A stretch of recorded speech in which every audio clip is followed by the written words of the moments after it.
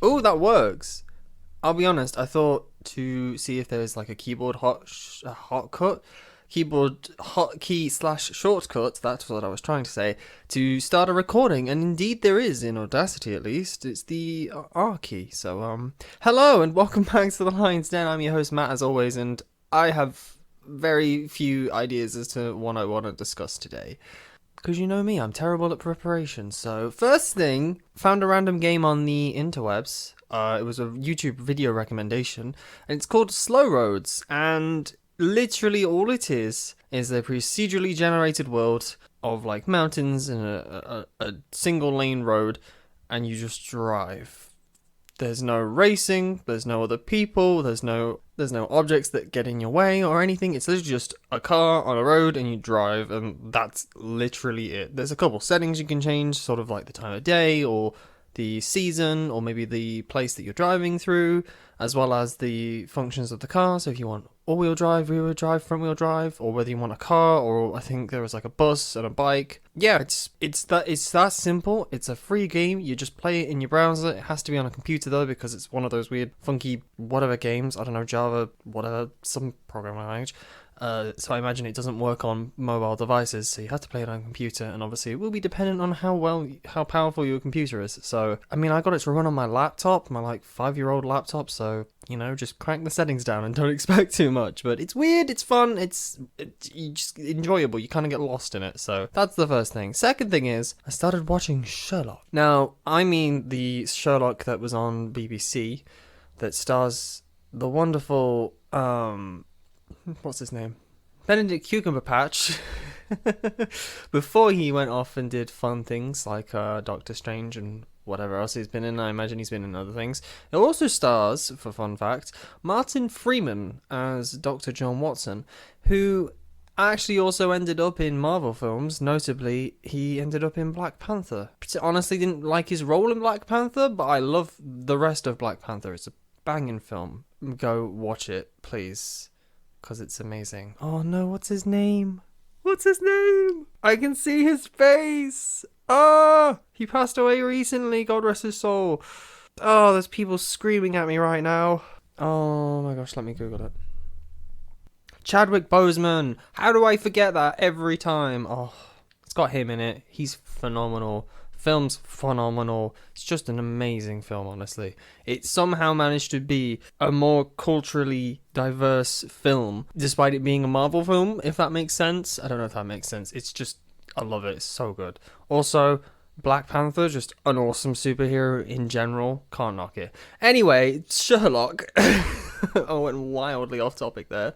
Sherlock, much like when I did my Doctor Who rewatch, is something I have known about and have seen parts of, but in this instance, I've never actually watched the full show, and that's probably a good thing because it's got quite a few adult things in it and quite a lot of stuff in it that probably younger people who wouldn't really understand and also probably shouldn't be watching anyway. So that there is that, but also, like I say, it's a much more mature show and much more challenging. Is that the right word? Challenging to watch, rather than Doctor Who, which is just kind of crazy and wild and you're just there for the ride. With this one, you kind of have to almost play along, I think, to understand and enjoy it to its fullest extent, which, yeah, otherwise, it's great if you're happy to kind of sit down and concentrate. If you don't, you will miss something because it's very fast-paced, yet also well-paced. Surprisingly, because which might be not surprising to some people, but it's written by the same guy who wrote a lot of the Doctor Who stuff that people initially didn't like, and that is Stephen Moffat. People often say that Stephen Moffat is the reason that Doctor Who kind of fell out. I'll be honest, I quite enjoyed his writing in Doctor Who, and I'm enjoying it in Sherlock, so I don't know, maybe I'm not that critical. I've only watched 4 episodes so far. I don't actually know how many episodes there are in terms of Sherlock, but they are long episodes, like an hour to an hour and a half, so you end up having a lot of story progression, despite it only being 1 episode, whereas something like Doctor Who is like 40-ish minutes, I think, per episode. So they do a lot more stuff in Doctor Who, because they tend to focus in more on what's happening in that instance rather than in Sherlock, where it tends to be kind of a broader scope of multiple things that all connect together, which is what's really fun about it. I think the main draw to the show is the character of Sherlock. He is this arrogant, annoying, I can't say these words, that you just kind of want to slap, but then you are utterly impressed by the things that he does and that he pulls off. And I think that makes it work, because you kind of go, oh, I absolutely hate him, but I'm also really impressed by him, and he serves a vital role that I just kind of can't ignore, and I can't hate him fully for, if that makes sense. It seems like a bit of a cop-out, but that's how his character is written, and that's how it works. I wonder if there will be some sort of progression in terms of his character as we progress through the series. I'm not entirely sure. I've yet to find out, so please do not tell me if you do know. But I'm enjoying it, and I think a lot of people will enjoy it as well on a repeat watch or on a first watch if you've never seen it before. I think it's interesting, one, to see the actors in a completely different role, but it's also, two, interesting to see how they take the concept of Sherlock Holmes and spin it into sort of a modern day work that fits into life that you understand. I think that's a nice thing, and a nice departure from Doctor Who, is that everything in the show is tangibly real, so close to being what you could in some regard understand and grasp physically, but then it does kind of stretch a little bit, because you sat there thinking, could somebody really be this observant and be able to determine such things that he does? Not entirely sure, but I like the sense of realism it provides rather than Doctor Who, which is fantastical, so that's always nice.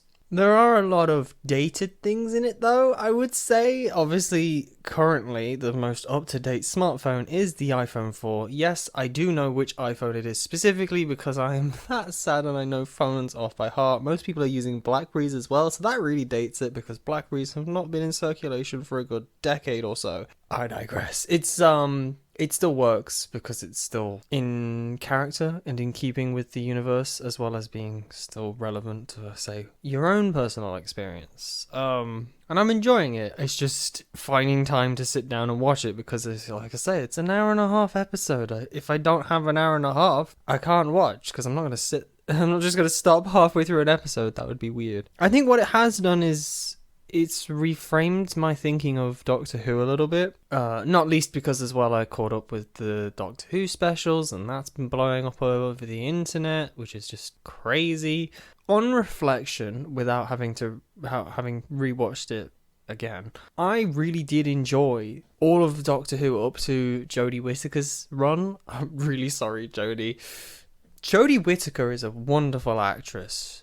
No, there's no doubt about that. I initially saw her in Broadchurch, which was a fun murder mystery drama style thing that also had David Tennant in it. But her portrayal as the Doctor, fine, nothing wrong with that. I think she worked into the role quite well. I think the problem was the writing of her season was just not good, not up to snuff. A lot of weird choices, weird ideas, weird plot lines, and not enough connection. I think it just didn't impact me as much as other seasons did, and especially as other sort of plot lines and stories. And I think back on storylines of from Matt Smith's era and from Capaldi's era, and I think of them fondly, and I think that was interesting, that was fun, that was a really nice way to link stuff back, and that's all great. And then there's just nothing with Jodie's. A lot of it is serialized, I think is the word. It's a one and done, contained in the single episode, and right at the end they went, oh sugar, we need a big climatic thing to finish her cycle as the Doctor. Let's try and weave stuff in between. And it wasn't there. You needed to be building it from the start, or have had that vision from the start and interweaved everything. And it just didn't play out, which is annoying, because I know that from watching Sherlock and from watching, as I say, Matt Smith and Capaldi's era of Doctor Who, we clearly do have writers that can weave interesting storylines, because they did it in different shows and in the same show. But they just dropped the ball, I think, when they got, I think his name was Chibnall, his writing just wasn't quite there. And I wonder if the problem was he had too much free reign and nobody kind of said, this is dumb at any point to him. He just kind of said, yeah, I'm doing this and this is what I want.